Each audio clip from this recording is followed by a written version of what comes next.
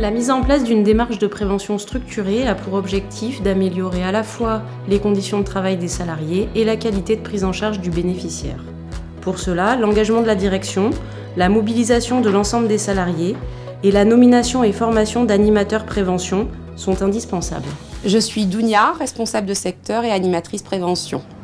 Bonjour, donc je suis Christine, chef de service au sein de l'association Bien Vivre à Domicile et également animatrice prévention. La responsable de secteur, tout le monde connaît. J'organise la prise en charge d'une personne ayant besoin d'aide au quotidien, mais la mission de prévention santé est moins connue. Allons retrouver Madame la directrice pour qu'elle nous explique.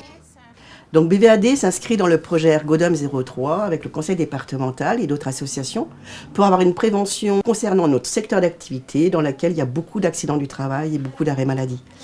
Le but étant de prévenir, de trouver des solutions pour pouvoir aider les aides à domicile lors de leur travail et aussi d'avoir une réponse qui est adaptée pour les bénéficiaires pour qu'ils puissent rester plus longtemps au domicile. C'est ainsi que toute l'association s'est lancée dans cette politique et qu'il y a plusieurs animateurs prévention qui ont été formés au sein de l'association. Comment avez-vous vécu votre formation d'animateur prévention ?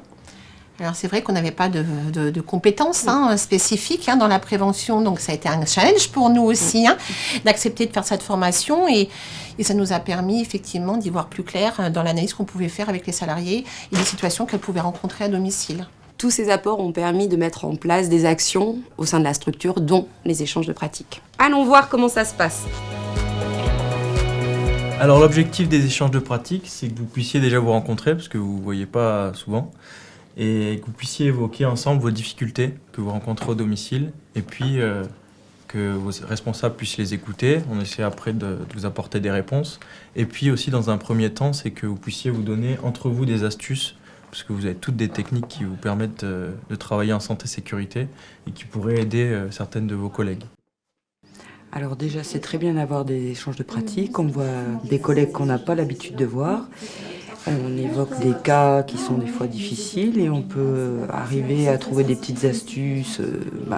On ne connaît pas tout, on ne sait pas tout. Mais enfin, je trouve que c'est très bien.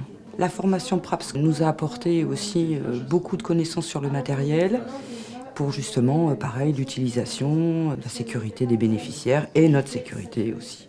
L'ensemble de cette politique de prévention des risques a permis de trouver des solutions pour les bénéficiaires au domicile et donc de mieux répondre à leurs besoins, mais par ailleurs a développé aussi le dialogue entre les aides à domicile et les responsables de secteur, a permis une meilleure compréhension réciproque.